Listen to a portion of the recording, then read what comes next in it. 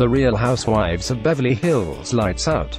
Season 8 Episode 4 Editors rating 3 stars. Previous next complete series coverage. Hello, and thank you for tuning in to another episode of Rich Women Doing Things. This weekend, the rich women did things. They moved the urn containing the mother around the house because it was torn up due to very important pool moving construction.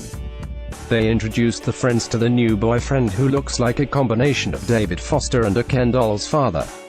They walked around the park in Tokyo carrying parasols, they ate ice cream, and they looked at turtles, which is pretty much how anyone would describe the perfect day. Of all the rich women, the person we need to talk about the most is Dorrit and her strange addiction.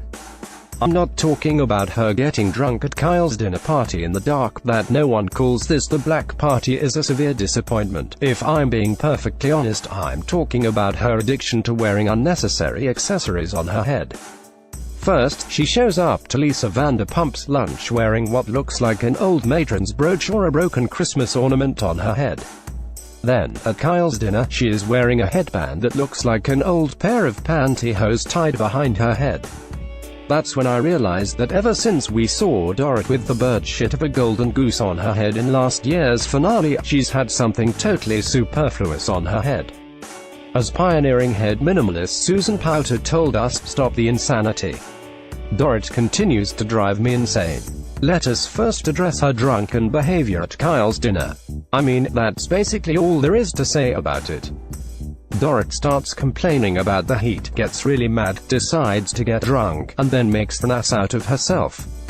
It culminates in her shouting, "You're a giant cunt, Camille," at Street. Camille of grammar. It is dumb because it is apropos of nothing. It shouldn't hurt Camille's feelings since there is absolutely no weight in those words. It is just the drunk ramblings of an aging party girl. But you know it is bad. Why? Because she has to be shushed by her husband, PK, an airport neck pillow stuffed with dried boogers. Still, Camille is embarrassed because she attended dinner not only with Kimber, the replacement Didi and a member of the Holograms, but also her new boyfriend, David, the father of Count Chocula. I can see how that might be a little awkward because she doesn't want to be associated with such a person, but who hasn't gone to a dinner party in a partially renovated house with no power where a drunk woman started yelling obscenities at the dinner table? Anyway, Dorrit is also a piloto photo shoot for Beverly Hills Lifestyle magazine, the premier publication for people rolling joints in the back of lifts and for flipping through loudly while waiting at the dermatologist's office. Lisa Vanderpump is the new editor-in-chief of the magazine, the qualifications of which seem to be that she has a pair of sparkly character glasses with which she reads the scintillating prose of the next generation of great American writers, such as myself. Full disclosure, I have a column in BHL called Opening of an Envelope, in which I make fun of people's outfits in pictures after they stand in front of step and repeats for brands that don't really exist. On the staff of BHL is another contributor who is, well, he's different. No, it's not because he's gay and likes to wear jewelry. It's not because he dresses like Dr. Watson on his way to the train station. It's something else. Something that, as a recapper in a modern sensitive era, I can't really bring up but you can't help but notice. Okay, fine. I'm just going to say it, he's a ginger. He's a ginger and I think it's kind of disgusting and I don't want to ever see him on my television again because I'm afraid he's going to steal my soul and all of my wealth by using his Satan-given magical abilities.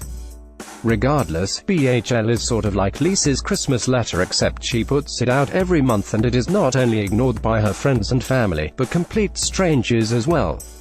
She's having a little hobby photo shoot for her new line of overly complicated jewelry and she wants Dorrit to be the model. Dorrit comes over and she hates that Lisa didn't give her enough time to get her own hair and makeup team at the shoot. It's a very common concern that everyone totally relates to. God knows I do. Dorrit hates absolutely everything about her photo shoot and criticizes the pictures right there in front of the whole cast and crew. I'm of two minds about this. One is that I think Dorrit is being like that pretty girl in grammar school who always had to get reshots done after picture day. Basically, she just wants to show off her pictures and have everyone go, "Oh, but you look so good." But I also think that, well, the pictures weren't great. I mean, there was something a little bit amateur about them, in a certain way you always get in those magazines. Dorrit wanted it to look like Vogue Taiwan, and instead she gets regional luxury publication monthly. Dorrit isn't entirely wrong. These pictures were a little bit more Hamlin sisters than they were Hadid sisters, if you know what I'm saying. Speaking of which, I wish I was on Lisa and Erica's trip to Tokyo. It looks like they're just having so much fun. First of all, every one of Erica's outfits is so fierce that I want it to be a little action figure, and I will collect them all, and sometimes I'll make them fight with my Shira and they'll always win. I especially love the McQueen kimono-inspired black dress with the pink wig they wore to be grossed out by actual Japanese food, instead of the fake sushi that we get here in America. Side note, I just went to Brazil and they make California rolls with mango instead of avocado there. They're more delicious than eating a banana split out of Michael B. Jordan's crotch. The #1 highlight of the trip is when Erica and Lisa have dinner with Delilah and the other one. First of all, I love that they're super into Erica Jane and treat her like the walking Snapchat filter that she is. Second, I love that Delilah read her mom's sex book and learned how to give a blowjob from her mother at the age of 12, but had to read about it in a book. Third, I love how Lisa says, our job as parents is to give our children the tools to go out into the world and conquer it, and she totally means blowjob skills, because I don't care what anyone tells one, a good BJ can topple even the mightiest of empires. A real best part of dinner, though, is watching Delilah and the other one explain to Lisa and Erica how they just watch YouTube videos of people housing away gigantic piles of food. Erica admits that she doesn't understand it at all. Erica says, maybe I'm just, and then she does this move where her body slinks away and her hand comes out of the side like she's Ursula the Sea Witch taking a ticket at the DMV, and then she looks out of the top of her eyes as if she's going to set the entire universe on fire before uttering the word bold. Oh, we've all had those moments when we find out what the kids are into and know that this whole circus has just passed us by. What can you do but dress up like a goth vampire and joke about it on your reality show, you know? But as Erica and Lisa were having dinner, across town an old woman was still playing her mandolin. She played her song, which sounded so stirring and exotic to the white women hours earlier, but so familiar to her fellow countrymen. It was like each note was beautiful but insignificant, each looking to be part of a giant landscape that leads to something uncanny, something that would make even the most jaded child model put down her phone and stop to consider nature without filtering it through the ineluctable modality of the electronic. She knew that life is like that. That reality is like that. That we need everything similar but a little bit different to weave the great dramatic tapestry of life together.